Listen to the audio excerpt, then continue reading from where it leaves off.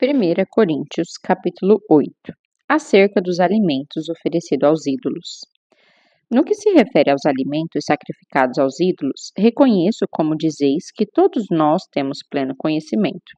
Porém, esse tipo de conhecimento produz orgulho, mas o amor nos faz crescer na fé. A pessoa que imagina conhecer alguma coisa ainda não tem a sabedoria que necessita. Todavia, quem ama a Deus, este é conhecido por Deus.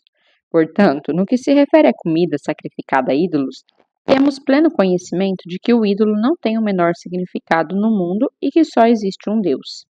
Pois ainda que haja os chamados deuses, quer no céu, quer na terra, como de fato há muitos deuses e senhores, para nós, contudo, há um único Deus, o Pai, de quem tudo procede e para quem vivemos, e um só Senhor, Jesus Cristo, por intermédio de quem tudo que há veio a existir, e por meio de quem também vivemos. No entanto, nem todos conhecem essa verdade. Alguns, ainda acostumados com os ídolos, comem esse alimento como se fosse um sacrifício idólatra, e como a consciência deles é frágil, deixam-se contaminar. Ora, não são os alimentos que nos fazem aceitáveis diante de Deus. Não nos tornaremos piores se não comermos, nem melhores se comermos. Contudo, tendes cuidado para que o exercício da vossa liberdade não se torne um motivo de tropeço para os fracos. Porquanto, se alguém que tem a consciência fragilizada vir a ti, que tens este conhecimento, comendo à mesa no templo de ídolos, não será induzido a se alimentar do que foi oferecido em sacrifício a ídolos?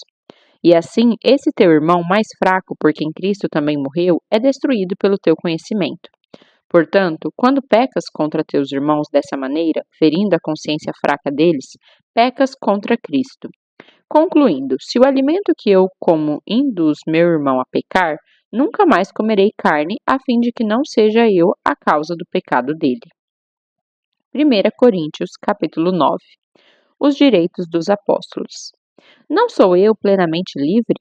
Não sou eu apóstolo? Não vi eu a Jesus nosso Senhor? E não sois vós fruto do meu labor no Senhor? Se para alguns não sou reconhecido como apóstolo, com toda certeza o sou para vós, porquanto sois o selo do meu apostolado no Senhor. Esta é a minha defesa diante daqueles que me julgam. Não temos nós o direito de comer e beber? Não temos nós o direito de levar conosco uma esposa crente como fazem os demais apóstolos, os irmãos do Senhor e Pedro? Ou será que Barnabé e eu somos os únicos que devemos ter um trabalho secular para nos sustentar? Quem serve num exército à sua própria custa?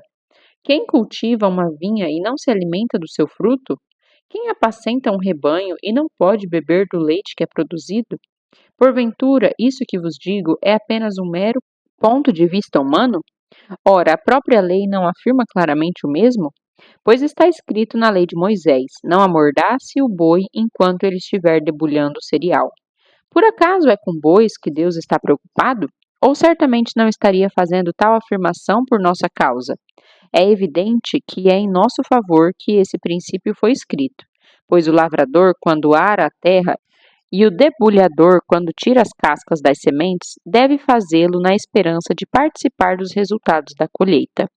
Se nós semeamos entre vós verdades espirituais, seria pedir muito colhermos alguns de vossos bens materiais? Se outros têm o direito de ser sustentado por vós, seguramente não o temos nós em maior medida? Contudo, jamais fizemos uso desse direito. Ao contrário, suportamos tudo para não colocar qualquer tipo de obstáculo ao progresso do Evangelho de Cristo. Não sabeis vós que os que prestam serviços sagrados se alimentam com o que pertence ao templo e que os que servem diante do altar participam do que é oferecido no altar? Assim, o Senhor também ordenou aos que proclamam o Evangelho que igualmente vivam do Evangelho. Visão e missão de Paulo. Todavia, eu não tenho me servido de nenhum desses direitos. Não estou escrevendo na expectativa de que façais dessa forma para comigo, porquanto melhor me fora morrer a permitir que alguém me prive desta minha honra. Porém, quando prego o Evangelho, não vejo como me orgulhar, pois a mim é imposta a obrigação de proclamar. Ai de mim se não anunciar o Evangelho. Porquanto, se prego de espontânea vontade, tenho direito à recompensa. Entretanto, como prego por obrigação, estou simplesmente cumprindo uma missão a mim confiada. Qual é, portanto, a minha recompensa? Tão somente esta, que anunciando o Evangelho, eu o apresente gratuitamente, não usando assim dos meus direitos de pregá-lo. Porque, embora seja absolutamente livre de todos, fiz-me escravo de todos para ganhar o maior número possível de pessoas. Tornei-me judeu para os judeus, para os que estão subjugados pela lei. Tornei-me como se estivesse igualmente sujeito à lei, embora eu mesmo não esteja debaixo da lei, com o objetivo de ganhar aqueles que estão dominados pela lei. Para os que estão sem lei, tornei-me como se sem lei vivesse, embora não esteja livre da lei de Deus, mas submisso à lei de Cristo, a fim de ganhar os que não têm a lei. Para os fracos, tornei-me semelhantemente fraco, para ganhar os fracos. Fiz-me tudo para com todos, com a finalidade de conseguir, de qualquer maneira possível, salvar alguns. Faço tudo isso por causa do Evangelho, a fim de me tornar coparticipante dele. Um verdadeiro atleta de Cristo. Não sabeis que entre todos os que correm no estádio, na verdade, somente um recebe o grande prêmio? Correi de tal maneira que o alcanceis. Todos os que competem nos jogos se submetem a um treinamento rigoroso, e isso para obter uma coroa que logo se desvanece. No entanto, nós nos dedicamos para ganhar uma coroa que dura eternamente. Portanto, não corro como quem corre sem alvo, e não luto como quem apenas soca o ar, mas esmurro meu próprio corpo e faço dele meu escravo, para que depois de haver pregado aos outros, eu mesmo não venha a ser reprovado.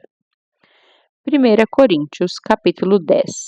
Exemplos do Antigo Testamento. Portanto, irmãos, não quero que ignoreis que nossos antepassados estiveram todos debaixo da nuvem e todos passaram pelo mar. Em Moisés, todos eles foram batizados na nuvem e no mar. Todos comeram do mesmo alimento espiritual e todos beberam da mesma bebida espiritual, porque tinham a sede saciada pela rocha espiritual que os acompanhava, e essa rocha era Cristo. Entretanto, Deus não se agradou da maioria deles, e por isso seus corpos ficaram espalhados pelo chão do deserto. Esses fatos ocorreram como exemplo para nós, a fim de que não cobicemos o que é ruim, como eles fizeram. Não vos torneis idólatras, como alguns deles foram, conforme está escrito: o povo se assentou para comer e beber, e levantou-se para se entregar à orgia. Não nos entreguemos à imoralidade, como alguns deles assim agiram, e num só dia morreram cerca de 23.000. Não devemos pôr à prova a paciência de Cristo, como alguns deles fizeram, e por isso foram mortos pelas serpentes. E não vos entregueis à murmuração, como alguns deles resmungaram e foram mortos pelo destruidor. Tudo isso lhes aconteceu como exemplo, e foi escrito como advertência para nós, sobre quem o final dos tempos já chegou. Assim, aquele que julga estar firme, cuide-se para que não caia. Não vos sobreveio tentação que não fosse comum aos seres humanos, mas Deus é fiel e não permitirá que sejais tentados além do que podeis resistir. Pelo contrário, juntamente com a tentação, proverá um livramento para que a possais suportar. A ceia de Cristo e a ceia dos demônios. Por isso, meus amados irmãos, fugi da idolatria. Falo isso a pessoas sensatas. Julgai vós mesmos o que estou afirmando. Não é verdade que o cálice da bênção que abençoamos é a comunhão do sangue de Cristo? Acaso o pão que partimos não é nossa participação no corpo de Cristo?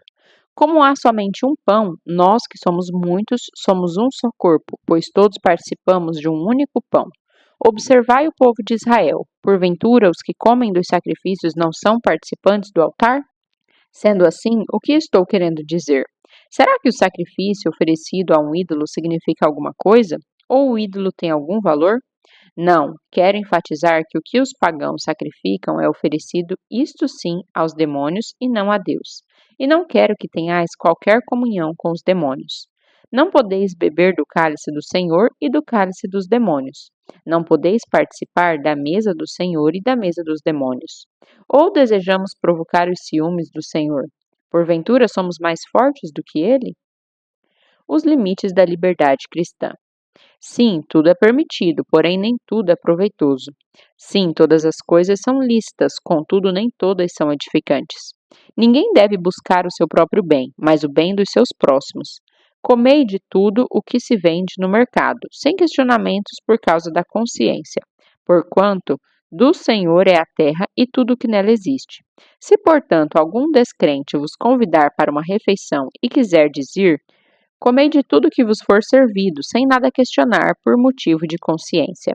Mas, se alguém vos prevenir, isto foi oferecido em sacrifício, nesse caso não comais, por causa daquele que vos avisou e por motivo da consciência.